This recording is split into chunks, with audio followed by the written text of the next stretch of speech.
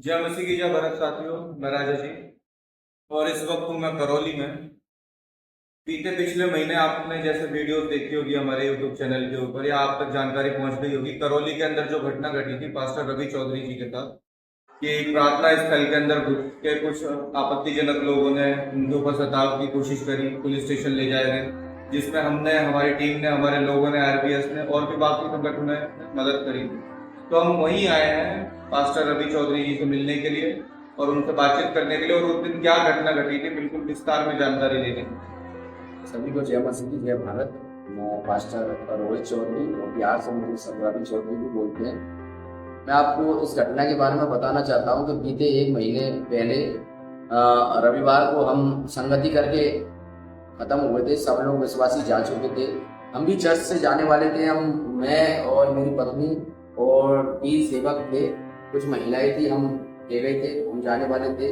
तभी कुछ लोग जो आरएसएस और बजरंग दल के और हिंदू संगठन के लोग थे, तो 10-12 लोग अपने मुंह को ढके हुए, उनमें से 4-5 लोग और नारा लगाते हुए आ गए और बोलने लगे कि गाली गलौज करने लगे कि आप धर्म परिवर्तन कराते हो। हमने उनसे नम्रता से बात की कि भाई हम कोई धर्म परिवर्तन नहीं कराते हैं, हम आराधना प्रार्थना करते हैं और संविधान हमें अधिकार देता है, आर्टिकल 25 हमें अधिकार देता है कि हम ईश्वर के किसी भी स्वरूप को मान सकते हैं, उसकी आराधना प्रार्थना कर सकते हैं, उसका प्रचार कर सकते हैं। लेकिन वो बोलने लगे कि नहीं, आपको यहाँ रहना है भारत में, इस कॉलोनी में, तो हमारे देवी देवताओं को मानना पड़ेगा, पूजना पड़ेगा, नहीं तो आपको हम मारेंगे, पीटेंगे। और गाली गलौज करने लगे। बहनें थी, माताएं थी, उनसे अभद्र रूप से उन्होंने बातें की, गलत बात तरीके से बातें की उनसे। हम फिर भी उनसे नम्र बनकर बात कर रहे थे क्योंकि हमारा प्रभु भी कहता है नम्र बनो। तो वो काफी उग्र हो गए थे। उनके बाद में फिर और भी लोग आए और वो पहले ही पुलिस को सूचना करके आई। तो फिर बाद में कुछ समय बाद, 10 मिनट बाद, उनके साथ पुलिस भी आ गई थी। वो उनके साथ मिले हुए थे, बजाय वो हमारा पक्ष लेने से कि ना तो उनके पास कोई वारंट था, ना कोई इशू था, ना ही उनके पास कोई सबूत था। तो जो भी विश्वासी आता है, हम सबका एफिडेविट लेते हैं, सहमति पत्र, कि मैं अपनी स्वेच्छा से आ रहा हूँ, अपनी मर्जी से आ रहा हूँ। कोई भी बगैर सहमति पत्र दिए हुए संगति में, कलीसिया में, चर्च में नहीं बैठ सकता। हमारे पास सारे एविडेंस है। तो अब उनके पास कोई सबूत नहीं था, फिर भी पुलिस ने उन्हीं का साथ दिया और हमसे उन्होंने भी गलत तरीके से व्यवहार किया और फिर हमको गलत तरीके से जबरदस्ती वो थाने में ले गए। थाने में रास्ते में उन्होंने हमारे साथ हाथापाई की गाड़ी में, पुलिस वालों ने। और वहां जाकर उन्होंने अभद्र बातें की हमसे और बोल रहे कि आपको झूठे केस में फंसा देंगे। उनके वकील भी आ गए थे, आरएसएस बजरंग दल के उनके जो लोग थे, उनके वकील भी आ गए थे कि आपके खिलाफ कोई 2 झूठे लोग खड़े कर देंगे कि इन्होंने हमसे कहा है कि आप धर्म परिवर्तन कर लो पैसे देकर, और आपको पूरी जिंदगी जेल में सड़ना पड़ेगा। ये हमारा संविधान, हमारा वो शासन है, हमारी सरकार है। हमने उनको बोला कि संविधान हमें अधिकार देता है, तो उन्होंने इस बात के एवज में कहा कि संविधान को हम अपने जेब में रखकर घूमते हैं। तो हमें बहुत अफसोस हुआ कि वो लोग, जो हमारा संविधान है, इस देश का संविधान है, जिससे हमारा संविधान इस देश का संविधान से हमारा भारत देश चलता है, उसको वो लोग इतने, मतलब ऊपर से अथॉरिटी उनको इतनी मिल रही है कि वो ऐसा बोल रहे हैं कि हम जेब में लेकर घूमते हैं। और वो उन्होंने हमको धमकाया कि दोबारा अगर तुमने आराधना प्रार्थना करी तो आपको मारेंगे, पीटेंगे, यहाँ तक कि आपको जान से मार देंगे, आपके घरों में आकर हमला करेंगे, दोबारा संगति मत कर लेना, दोबारा चर्च मत चला देना, और जब हम जिनको बोले उनको आपको पूछना है और लोगों से बोलना है, तो ऐसे वो धमकी देने लगे।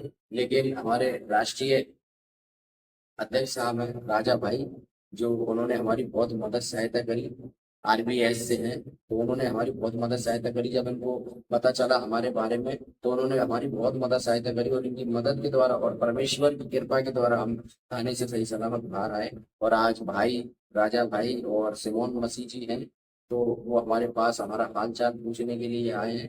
मैं उनका भी बहुत बहुत धन्यवाद करता हूँ और प्रभु उनको बहुत आशीष दे, और आप भी सारे लोग उनके लिए प्रार्थना करें। और आप, हमें एकजुट होने की जरूरत है, क्योंकि एक जो लकड़ी होती है उसको कोई भी तोड़ सकता है भाई और बहनों, लेकिन बहुत सी लकड़ियों को तोड़ना नामुमकिन है, असंभव है। तो हम सभी को एक होना है, सभी दबे कुचले मसीह भाइयों को सबको एक होना है और एक साथ इन लोगों को सामना हमें करना है। सभी को जय मसीह की जय भारत। अच्छा, जो भी आपने अभी अपनी गवाही बताई इस वजह से मैं एक दो सवाल पूछता हूँ। पुलिस प्रशासन के लोग आपकी बात नहीं सुन रहे थे, ना ही आपके हित में थे, सिर्फ वे विपक्ष वालों के हित में थे।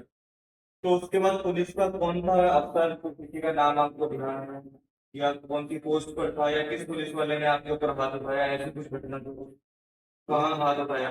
पुलिस जीप के अंदर या छत से? मतलब भाई पुलिस पुलिस जीप के अंदर, अच्छा, पुलिस जीप के अंदर कांस्टेबल थे। कौन से? उन्होंने जब मैं उनको बोल रहा था कि हम कोई धर्म परिवर्तन नहीं कराते, अरे चुप हो जाओ, मुझसे मारने लगी थे गाड़ी में। गाड़ी के अंदर। तो आपने इसकी शिकायत वहाँ के जो आई ऑफिसर था आपका, या फिर उनका जो एसएचओ था, उसको बताया? शिक्षकों को बताया, लेकिन उन्होंने कोई हमारा साथ नहीं दिया। तो बदल की पार्टी के साथ थे, हमसे वो यही बोलते थे कि संगति को मत करना, यहाँ पर ये चढ़ने नहीं देंगे। तो कितने घंटे बैठे हुए थे हम आप? कम से कम 5 घंटे ना कोई सबूत था, ना कोई एविडेंस, ना कोई भी एविडेंस, कोई सुराग नहीं, कुछ भी नहीं, कोई गवाह नहीं, फिर भी हमें 5 से 6 घंटे हमें बैठाया है। तो अभी इसमें एफआईआर करी थी आप? हाँ, कप्तान साहब को हम देके आए थे, इश्तेहार देके आए थे, और वो मुकदमा में हुआ था, हमें थाने से बुलाया गया रिपोर्ट लिखवाने के लिए। ना तो रिपोर्ट को उन्होंने बोली, बल्कि वो हमको ही बोल रहे थे कि अरे ये आरएसएस वाले हैं, ये तुम इनका क्या उखाड़ देंगे, इनका तो संगठन है, ये तुम्हारे साथ गलत कर देंगे। तो वो हम पर ही उल्टा आ रहा था। तब मैंने उनसे कहा कि क्या आप हमें धमका रहे हो क्या? धमकाने की कोशिश में मरता ना, अनपढ़ गंवार बोले। तब वो जो कांस्टेबल जो था वो चुप पड़ा, और उसने हमारी एफआईआर लिखी थी। क्या ना तो उसने कोई एफआईआर नंबर दिया, ना ही उनके खिलाफ कोई कार्रवाई की गई गवर्नमेंट। और हमें ये भी अंदाजा है कि आगे जाकर भी वो हमारे साथ गलत कर सकते हैं, या और भी हमारे भाई बहनों के साथ गलत कर सकते हैं। तो हमारी ये आप सबसे निवेदन है। तो ठीक है साथियों, जैसा कि आपने देखा बीते दिनों में मसीह लोगों के ऊपर कैसे अत्याचार हो रहे हैं, बिना उनको वारंट इशू करे हुए उठा लिया जाता है कभी भी किसी पास्टर को। कभी भी किसी भी चर्च के अंदर घुसकर समाज के वो लोग जिनको कहीं इज्जत नहीं मिलती, किसी लायक नहीं है, वो आके हमसे हमारे अधिकारों की बात करते हैं। जबकि यदि देखा जाए, जगह का रेंट हम भरते हैं, जगह का रजिस्ट्रेशन हमारा होता है, पूरे कायदे कानून डॉक्यूमेंट हमारे होते हैं, लेकिन फिर भी समाज में कुछ ऐसे लोग जिनको कोई इज्जत नहीं होती, वो हमसे आके पूछते हैं। कारण इसका यही है कि हमारे लोगों को सही जानकारी नहीं होती। यदि उसी वक्त गेट के अंदर घुसते ही उनको एक बार पकड़ के पूछ लिया जाए ना, तो है कौन पूछने वाला? पुलिस के अधिकारी यदि आते हैं तो ठीक है, उनके पास वारंट होना चाहिए और हम कानूनी प्रक्रिया के अंदर पूरा सहयोग करें, लेकिन अन्य समाज के किसी व्यक्ति को इसके अधिकार नहीं। तो साथ में जुड़े रहिए, और भी ऐसी कुछ घटनाएं आती है तो हम समय पर आप तक पहुंचाते रहेंगे। जय मसीह की जय।